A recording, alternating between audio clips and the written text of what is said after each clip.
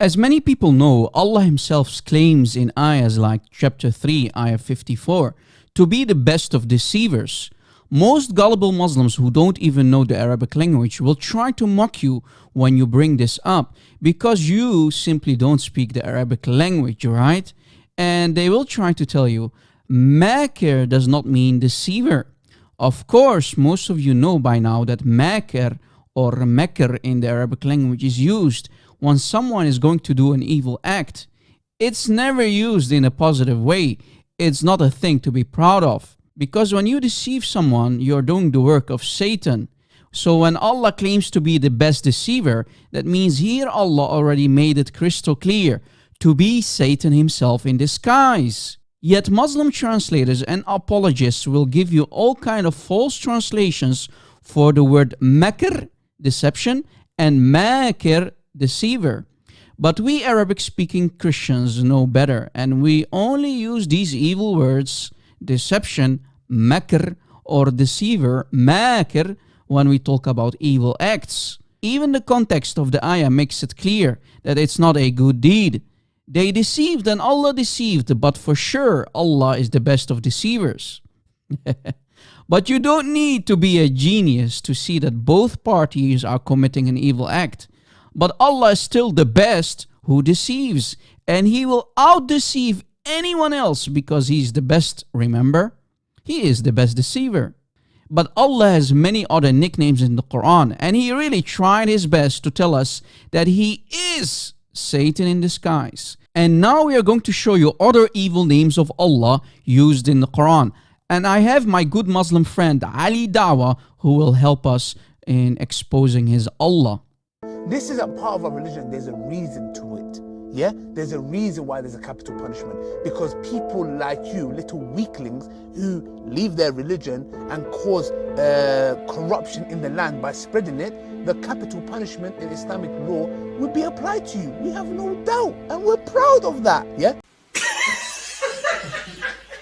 As you see, Ali Dawah made it clear, when you leave Islam and become an apostate, that means you will be someone who causes mischief or corruption in the land. That means capital punishment will be applied to you, and practicing Muzis like Ali Dawah is proud of that. Now here's my question to Muslims like this peaceful and friendly Ali Dawah here. If we can prove that Allah is the best mischief maker, the one who causes corruption in the land, would you apply capital punishment to Allah as well? Would you take your sword out and hack Allah's head off as well, Ya Ali Dawah, for causing mischief and corruption in the land? Here is a list of names of Allah which I found in the Quran. And Allah really wants to explain to us in His Quran that He is truly the real Satan in disguise. We already discussed Al-Makir. Let us show you Al-Fattan, the mischief maker in chapter 25, ayah 20 of the Quran. وَجَعَلْنَا بَعْضَكُمْ لِبَعْضٍ فِتْنَةً. And we, meaning Allah, caused among you fitna, meaning mischief or corruption. So who is the mischief maker here in the ayah? Of course, Allah. Allah is causing mischief or corruption among people. So what is then the job of Satan in Islam? If Allah took over his job, it seems that Allah is trying to tell us that He fired Satan and He took over his evil duties. Here is another example. Al-Mutakabbir, the arrogant. We can find this name of Allah in chapter 59, ayah 23. Ad-Dar, the distresser or the one who causes harm. We can find this name of Allah in chapter 6, ayah 17 of the Quran. The question here is, why would Allah first cause harm to anyone and then remove the harm? Does Allah have no other job to do? Or does Allah have nothing better to do than to troll people as if Muslims are puppets in the hands of Allah? Please try to convince us, Ya Muslimun, that your Allah is not an evil God of mischief and harm. Another example. Al-Mudhil, the misleader or humiliator, the one who misguides people. We can find this name of Allah in chapter 14, ayah 4, for example. So why would anyone who is not brainwashed in Islam, or anyone who cares about his salvation or his precious soul, or the truth want to worship such an evil false god?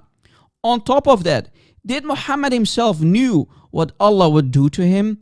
Would Allah misguide Muhammad? Would Allah send him to hellfire? If we go to Surah Al-Ahqaf, ayah 9, we read that even the supposed final prophet Muhammad, and supposedly the best example, he himself did not know what Allah would do to him. So, Ya Muslimun, if your prophet did not know, how do you know? Where is your guarantee to go to Jannah instead of hellfire? Either you're going to follow this evil cult of Allah, who is nobody else but Satan in disguise, or you are going to leave Islam, drop the false prophet Muhammad, and hopefully come back home to your Lord and my Lord, Jesus Christ, glory to his name. The real living and loving God who does not misguide or cause harm to someone like Allah, or let alone cause mischief among people. Please leave Islam.